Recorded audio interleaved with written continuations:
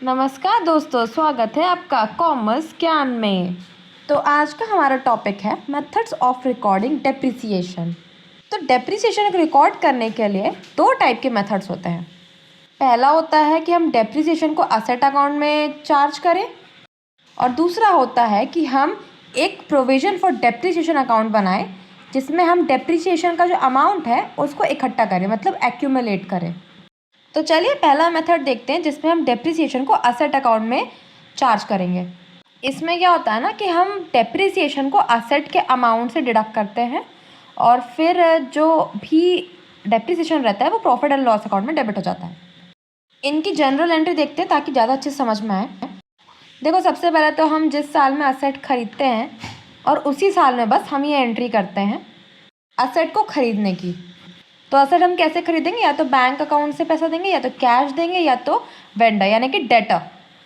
Asset account तो हमेशा ही debit होगा, पर अगर आप असेट अपने बैंक अकाउंट से पैसा लगा के खरीद रहे हैं या फिर चेक दे रहे हैं तो बैंक अकाउंट क्रेडिट हो जाएगा, और अगर कैश दे रहे हैं तो कैश अकाउंट क्रेडिट हो जाएगा। और अगर किसी बंदे से खरीदे जिसको आपने पैसा नहीं दिया, डेटर है जो आपका, जिसको आप बाद में पैसा देंगे, तो वेंडर अकाउंट क्रेडिट हो जाएगा, मतलब उसके नाम से क्रेडिट हो जाएगा अकाउंट। इसमें जो असेट का अमाउंट होगा ना वो पूरा कॉस्ट ऑफ असेट होगा, मतलब जो इंस्टॉलेशन चार्जेस होते हैं, फ्रेट इनवर्ट्स होता है, या जो भी होता है। कॉस्ट ऑफ असेट में क्या क्या आता है उसको डिटेल में देखने के लिए factors affecting the amount of depreciation देख लीजिएगा।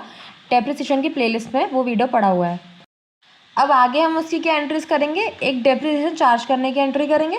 तो डेप्रिसिएशन चार्ज करने से क्या होता है? डेप्रिसिएशन हमारा एक्सपेंस है, उसको चार्ज करते हैं तो असेट की वैल्यू कम होती है, इसलिए depreciation account debited to asset account. ये हम साल के आखिर में करेंगे, क्योंकि हम कब बनाते हैं अपने बैलेंस शीट वगैरह, कब बनाते हैं? साल के आखिर में, इसलिए ये एंट्रीज भी साल के आखिर में होंगी। और असेट भी हमने कोई एडवांस में यूज़ थोड़ी करके रखा है, वो तो हम लास्ट में ही चार्ज करेंगे ना उस पर डेप्रिसिएशन। पहले ही हमारे हाथ पे आते ही से असेट पर डेप्रिसिएशन थोड़ी चार्ज करेंगे, साल के आखिरी में ही करेंगे, इसलिए एंट्री साल के आखिरी में होगी। अब जो डेप्रिसिएशन है हम उसको उठा के कहाँ ले जाएंगे? प्रॉफिट एंड लॉस अकाउंट में। प्रॉफिट एंड लॉस अकाउंट में ये कहाँ पर आएगा? डेबिट में, क्योंकि ये क्या है? एक एक्सपेंस। और डेबिट में क्या आते हैं? हमारे एक्सपेंसेस आते हैं प्रॉफिट एंड लॉस अकाउंट में, इसलिए हम करेंगे profit and loss account debited to depreciation account. जब हम ये मेथड यूज़ करते हैं तो हम असेट की वैल्यू को डेप्रिसिएशन से घटा रहे होते हैं ना, इसलिए इसको हम बैलेंस शीट में कैसे दिखाएंगे? कॉस्ट ऑफ असेट से डेप्रिसिएशन हटा के, मतलब जो भी हमारी बुक वैल्यू होगी at the end of the year, उससे हम क्या हटा देंगे? डेप्रिसिएशन, और फिर वही हमारी बुक वैल्यू हो जाएगी। फिर अगले साल जो डेप्रिसिएशन चार्ज होगा उसको हटाएंगे तो फिर नई बुक वैल्यू तैयार हो जाएगी। अब जो हमारा नेक्स्ट मेथड है उसमें हम असेट की वैल्यू का इधर नहीं करते, बल्कि एक नया अकाउंट खोल देते हैं जो कि है प्रोविजन फॉर डेप्रिसिएशन या फिर एक्यूमुलेटेड डेप्रिसिएशन। इसमें क्या होता है ना, हम असेट का जो भी डेप्रिसिएशन चार्ज हो रहा है उसको इकट्ठा करते जाते हैं और असेट की वैल्यू बुक में एज इट इज़ रह जाती है। तो पहली एंट्री परचेज की तो सेम ही होगी, कोई डिफरेंस नहीं आएगा उसमें, पर जो हम डेप्रिसिएशन की एंट्री करेंगे जो हम हर साल के एंड में करते हैं उसमें डिफरेंस आएगा। पहले हम क्या कर रहे थे? डेप्रिसिएशन चार्ज कर रहे थे, तो उसके कारण असेट की वैल्यू कम हो रही थी, इसलिए असेट क्रेडिट हो रहा था। पर अब हमको असेट को कुछ नहीं करना है, उसको छूना भी नहीं है, तो इसलिए हमने क्या किया? प्रोविजन बनाया। तो हमने प्रोविजन और डेप्रिसिएशन को क्रेडिट कर दिया और डेप्रिसिएशन को अकाउंट को डेबिट कर दिया। मतलब हमने क्या किया? असेट की जगह प्रोविजन ऑन डेप्रिसिएशन को रख दिया। अब ये एंट्री भी सेम ही है, प्रॉफिट एंड लॉस अकाउंट को डेबिट कर दिया और डेप्रिसिएशन को क्रेडिट कर दिया। अब जो बैलेंस शीट में इसका ट्रीटमेंट है वो डिफरेंट आएगा। अब बैलेंस शीट में ना हम इसको दो तरीके से दिखा सकते हैं। पहला कि हम सीधे सीधे एक प्रोविजन फॉर डेप्रिसिएशन का लायबिलिटी साइड में दिखा दें। दूसरा कि हम असेट से ओरिजिनल कॉस्ट दिखा के उसमें से एक्यूमुलेटेड डेप्रिसिएशन या प्रोविजन फॉर डेप्रिसिएशन अकाउंट को डिडक्ट कर दें, और फिर डिडक्ट करके बाहर उसकी वैल्यू जो निकलेगी वो बुक वैल्यू निकलेगी।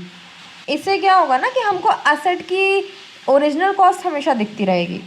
ये ध्यान रखना कि जर्नल एंट्री में हम डेप्रिसिएशन किसको चार्ज करेंगे? प्रोविजन ऑन डेप्रिसिएशन अकाउंट या फिर एक्यूमुलेटेड डेप्रिसिएशन अकाउंट पे।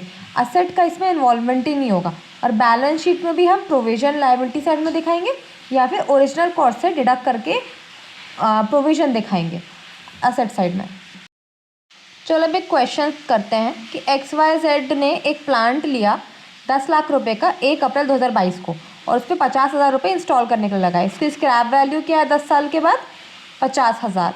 अब इसके जर्नल एंट्री हमको चार्ज दिखानी है, और जो इसमें डेप्रिसिएशन चार्ज होगा वो स्ट्रेट लाइन मेथड से होगा। और इसमें हम जो डेप्रिसिएशन चार्ज करेंगे वो किस पर चार्ज करेंगे, एसेट अकाउंट पे, तो प्रोविज़न नहीं बनाया जाएगा। पहले इसमें हमने दिखा दिया वर्किंग नोट्स, पर ये जाता लास्ट में। वर्किंग नोट्स पहले से दिखाया ताकि आपको डेप्रिसिएशन अमाउंट में कोई कन्फ्यूजन ना हो। देखो कॉस्ट क्या लिया, purchase cost 10 lakh, installation cost भी इसमें इंक्लूड होगी 50,000, और स्क्रैप वैल्यू कितनी है 50,000। तो 10 लाख माइनस 50,000 प्लस 50,000, तो क्या हो गया अल्टीमेटली वैल्यू 10 लाख हो गई। अब 10 साल की यूज़फुल लाइफ है, डिवाइड बाय 10, तो 1 लाख पर एनम हमारा डेप्रिसिएशन अमाउंट आ गया।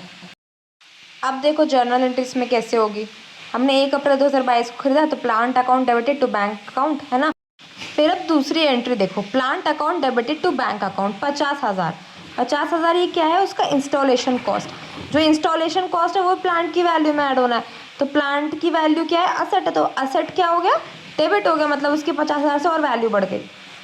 अब देखो हमने at the end of the year 31 मार्च 2023 को 1 लाख रुपए का डेप्रिसिएशन चार्ज कर दिया, जैसे कि हमने एसेट मेथड में पढ़ा था, डेप्रिसिएशन टू प्लांट अकाउंट, और फिर उसके बाद क्या किया, profit and loss to depreciation account. अब हो सकता है किसी को कन्फ्यूजन आए कि यार स्क्रैप वैल्यू कहाँ गई, उसकी एंट्री क्यों नहीं। स्क्रैप वैल्यू का मतलब क्या होता है, उसकी लाइफ के एंड में जो उसकी वैल्यू बचती है, तो जब उसकी लाइफ ख़त्म होगी, मतलब 10 साल की लाइफ है, 10 साल के बाद जो भी उसका होगा, हो सकता है स्क्रैप वैल्यू से ज़्यादा में बिके, हो सकता है स्क्रैप वैल्यू से कम में बिके, तो जो भी होगा वो उस टाइम चार्ज करा जाएगा। तो अभी हमारे मतलब की वो चीज़ नहीं है। अब हम क्या देख रहे हैं, डेप्रिसिएशन अकाउंट। तो डेप्रिसिएशन अकाउंट हम क्या क्या चार्ज करते हैं, डेप्रिसिएशन की जर्नल एंट्री देखो, उसकी जर्नल एंट्री में हम क्या कर रहे थे, depreciation account debited to plant account. तो डेप्रिसिएशन अकाउंट हमने डेबिट किया और किसको क्रेडिट किया, प्लांट को।